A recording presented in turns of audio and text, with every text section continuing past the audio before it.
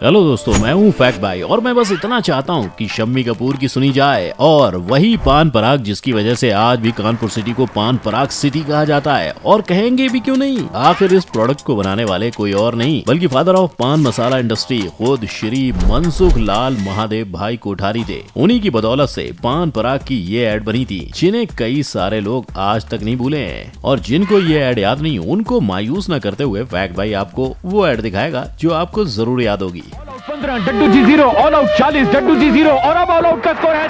हो गई ना बचपन की यादें ताजा। और तब आपको शायद ये नहीं पता होगा कि इस एड में ऑल आउट को जो नंबर 1 कहा गया है वो असल में सच था। According to biological efficacy test all out 95.10% असरदार था ऑन मच्छर्स। दुखदायक बात ये है कि मच्छरों के साथ साथ ऑल आउट कई सारे बच्चों के पीड़ित होने का भी कारण था। एज ऑल आउट की वजह से छोटे छोटे बच्चे ब्रीदिंग प्रॉब्लम्स का शिकार बन रहे थे, जो लोगों ने बहुत लेट से रियलाइज किया बट एटलीस्ट किया। किंतु मेलोडी चॉकलेट जो चॉकलेटी के साथ साथ हानिकारक है वो बात अभी भी लोगों ने नहीं रियलाइज की। एंड यू नो व्हाट, उसके हानिकारक होने का इकलौता रीजन यही है कि मेलोडी चॉकलेटी है। कैसे और क्यों, और आखिर क्यों मेलोडी इतनी चॉकलेटी है का राज खोलने के लिए let's begin the video. Number 1, melody. साल 1983 यानी कि जब मेलोडी चॉकलेट बनी थी तब से लेकर अब तक भारत के हर दूसरे इंसान को सिर्फ एक ही सवाल सता रहा है, मेलोडी इतनी चॉकलेटी कैसे बनी? और हमें आज तक इसका जवाब बस इतना मिला है कि मेलोडी खाओ खुद जान जाओ। लेकिन अब बस और नहीं, आज फैक्ट भाई इस बात पर से पर्दाफाश करेगा कि आखिर क्यों मेलोडी इतनी चॉकलेटी है। क्या वो चॉकलेटी सिर्फ इसलिए है क्योंकि उस चॉकलेट बार पर कैरामेल का लेयर है? ना, क्योंकि अगर ऐसा होता एल्पेनलीबे और लंदन डेयरी ज्यादा चॉकलेटी होती। वेल, असल बात यह है कि मेलोडी चॉकलेट में सेलुलोज गम, पॉलीसॉर्बेट 80, कैरागिनन और मोनोडाइग्लाइसराइड जैसे केमिकल सब्सटेंस एंड कई सारे आर्टिफिशियल फ्लेवर्स एडेड होते हैं जो कि दूसरी किसी टॉफी में नहीं मिलाए जा रहे हैं। ये उन्हीं केमिकल्स की बदौलत है कि मेलोडी चॉकलेट बाकी चॉकलेट से ज्यादा चॉकलेटी है। और अब यहाँ सवाल उठता है कि क्या ये केमिकल्स हार्मफुल हैं? क्या मेलोडी हेल्दी है? वेल, जवाब है ना। रिसर्चर्स ने मेलोडी को a very low safety rating दी है, जिसकी वजह उनका कहना है कि company sugar, liquid glucose, added flavour and edible vegetable oil अपने मन के हिसाब से चॉकलेट में घटाते और बढ़ाते रहते हैं। कंपनी ने कोई as such specific amount and weight नहीं डिसाइड किया है। सो अब इस चॉकलेटी मेलोडी को खाना चाहिए या मम्मी की बात को मान के चॉकलेट बंद करना चाहिए? आप खुद सोचो। नंबर 2, निरमा। बेट लगा लो, आप चाहे 80s के हो, 90s के या 2000 बॉर्न हो, आपको निरमा की ये और ये ऐड तो मुंह जबानी याद होगी। Washing powder Nirma, washing powder Nirma.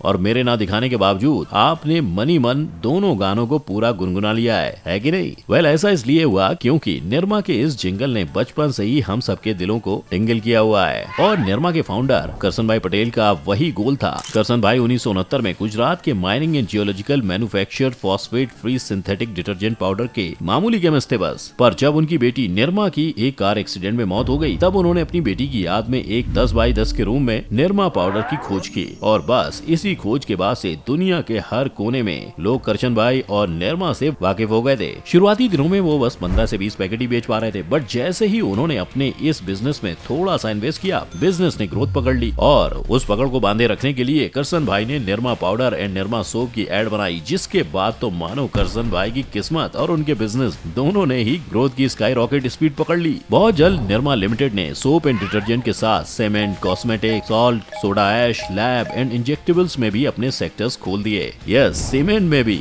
और भगवान करे निरमा ऐसे ही सालों साल तक प्रगति करता रहे। नंबर 3, पार्ले जी।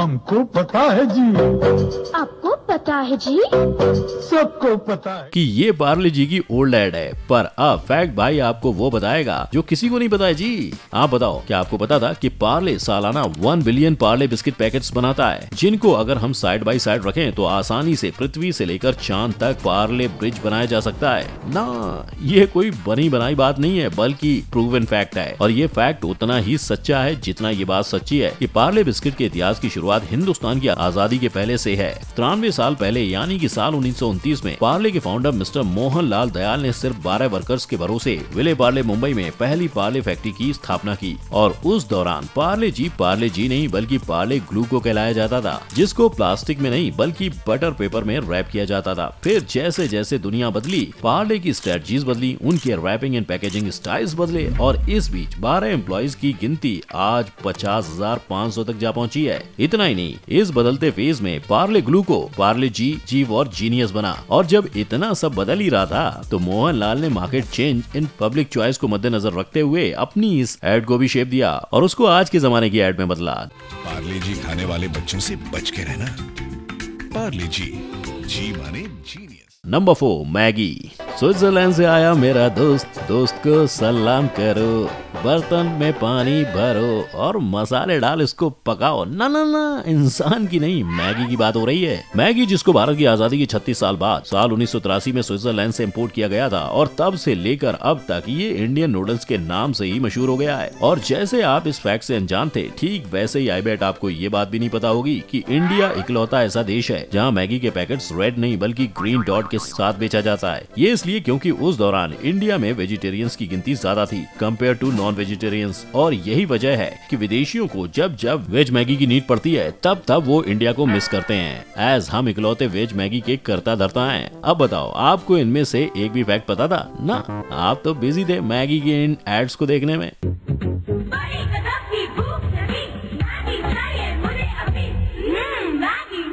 और फिर मैगी खत्म करके डिश को चटकारे लेने में। नंबर 5, दूरदर्शन। आज भले ही हमारी लाइफ में YouTube, Voot, Amazon, Netflix, Hotstar वगैरह वगैरह आ चुके हैं, बट स्टिल हम सब के दिल में कहीं ना कहीं इस चैनल के लिए एक छोटा सा सॉफ्ट कॉर्नर जरूर बसता है कि नहीं? ये वो नॉस्टैल्जिया है जिसको हर 50s, 60s, 70s, 80s and 90s का बच्चा फील कर पाएगा। एंड यू नो व्हाट, ये चैनल को प्लान करके नहीं बनाया गया था, बल्कि it was an experimental telecast जिसको सितंबर 15, 1959 यानी कि ब्लैक एंड व्हाइट के जमाने में एग्जीक्यूट किया गया था। उस दौरान दूरदर्शन का कवरेज सिर्फ दिल्ली के 40 किलोमीटर तक सीमित था और सिर्फ उसी 40 किलोमीटर में हफ्ते में 2 बार 1-1 घंटे के लिए प्रोग्राम टेलीकास्ट होते। परंतु ये हमेशा ऐसे नहीं रहा, धीरे धीरे चीजें बदली। लाइक 1976 तक दूरदर्शन ऑल इंडिया रेडियो से जुड़ा रहा। फिर 1982 में जब कलर टेलीविजन आया तब उन्होंने इंदिरा गांधी के इंडिपेंडेंस स्पीच को टेलीकास्ट किया और वो नेशनल ब्रॉडकास्टर बना। साल 1976 में दूरदर्शन की पहली TV serial Laddu Singh taxi वाला लॉन्च हुई। 1998 में इंडिया का first super hero Shaktimaan launch हुआ और इंडिया का फर्स्ट सोप ओपेरा हम लोग को लॉन्च करने की क्रेडिट भी दूरदर्शन को ही जाती है। इनफैक्ट दूरदर्शन दुनिया का वो पहला चैनल था जिसने नासा से 1 साल तक उनका TS-6 सैटेलाइट बोरो किया सो दैट वो स्पेस टेक्नोलॉजी द्वारा सोशल एजुकेशन प्रोवाइड कर सकें। यही सारी वजह है कि जो चैनल का कवरेज बस दिल्ली के आजू बाजू के 40 किलोमीटर तक सीमित था, वो वक्त के साथ 91.2% पॉपुलेशन एंड इंडिया के 79% ऑफ द लैंड तक स्प्रेड हो गई। और यही कारण है कि 50s से चल रही चैनल आज भी लगातार प्रगति कर रही है। इनफैक्ट देखने जाएं तो अभी हाल फिलहाल में ही दूरदर्शन पे कई सारे न्यू शोज लॉन्च हुए हैं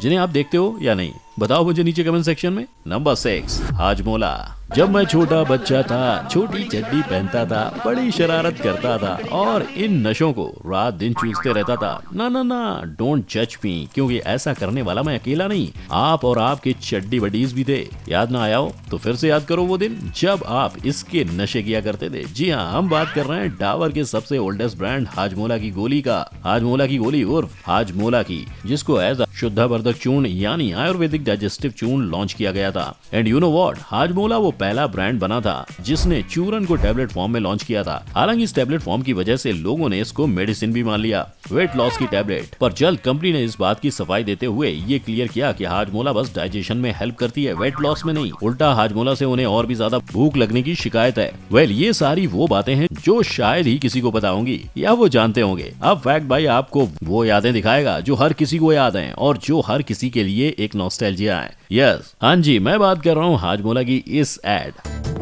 बस करें, कितना खाएंगे? अब्बू, अगला स्टेशन लाहौरी चरगा। डाबर का हाजमोला। हाजमोला?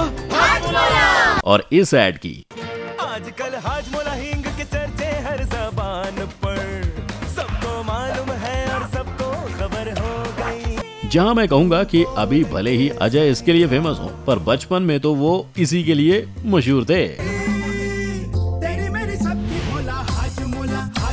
Number 7, Taj Mahal T. शाहजहां के बाद अगर किसी ने ताजमहल को दुनिया भर में मशहूर किया है तो नो डाउट वो उस्ताद जाकिर हुसैन ने किया है, और इसके लिए बेशक उस्ताद जाकिर ने पैसे लिए थे, पर कई सारे लोग इस बात से अनजान हैं कि ताज के एड को शूट करने के लिए उन्होंने स्पेशली 2 दिन के लिए कैलिफोर्निया से इंडिया तक का सफर तय किया था, वो भी अपने खर्चे पे। और वो भला क्यों? वो इसलिए क्योंकि 1966 में लॉन्च हुई ब्रुक बॉन्ड ने ताजमहल टी, जिसको इनिशियल अपर क्लास पीपल के लिए बनाया गया था और बाद में मिडिल क्लास, उनका एड कैंपेन ही इतना अच्छा था। ब्रांड के बस 3 मकसद थे। पहला, इंडिया और ताज की खूबसूरती की तस्वीर को दुनिया भर में दिखाना। दूसरा, चाय की एड होते हुए भी उसमें इंडियन आर्ट का चस्कारा डालना। और तीसरा, म्यूजिक में लोग इतना खो जाएं कि वो म्यूजिक द्वारा ही उनके फाइनेस्ट चाय पत्ती के बादामी रंग, येलोइश टिंच और ताज चाय के अरोमा को फील कर सके। और इस एड कैंपेन के लिए ताज के अनुसार उस्ताद जाकिर हुसैन परफेक्ट फिट थे, एज उनका म्यूजिक और वो दोनों ही दुनिया भर में मशहूर थे। ऑन टॉप ऑफ दैट, ताज को पता था कि जब बात म्यूजिक की होगी तो उस्ताद जाकिर उसे बहुत सीरियसली लेंगे। यही तो वजह है कि उस्ताद जाकिर को कभी हिचकिचाहट नहीं हुई। वाह ताज, आह ताज। और ये कहने में अब इस सब के अलावा आपको कौन सी एड याद है जिसका जिक्र करना मैं इस वीडियो में भूल गया? बताइए उनका नाम मुझे नीचे कमेंट सेक्शन में। और अगर ये वीडियो पसंद आई हो तो वीडियो को लाइक करें, शेयर करें और चैनल को सब्सक्राइब कर देना। जय हिंद।